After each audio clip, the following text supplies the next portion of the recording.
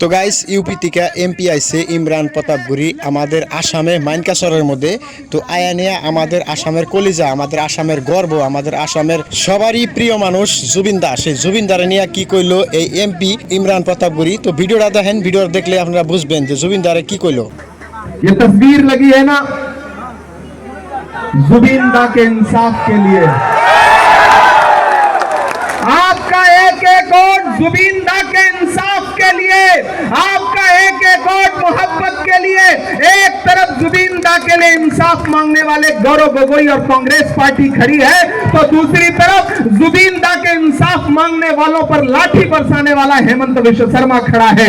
इसलिए आप सबसे अपील करता हूं साथियों, किसी झांसे में मत आइए।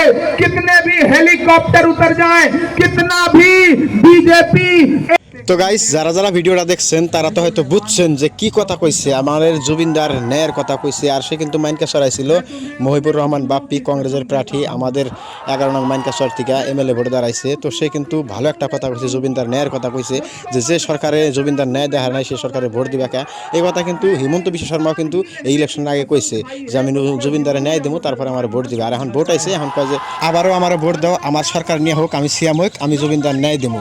তো এখন যাদের যাদের মাথায় বুদ্ধি আছে, ব্রেন আছে, তো ভোটটা কোন জায়গায় দেওয়া লাগবো সবাই জানেনি। তো ভোটটা দিয়ে দিলে হইলো। আর জুবিনদারা যারা ভালো পান এই ভিডিওটা অল্প সবাই শেয়ার করে দিবেন।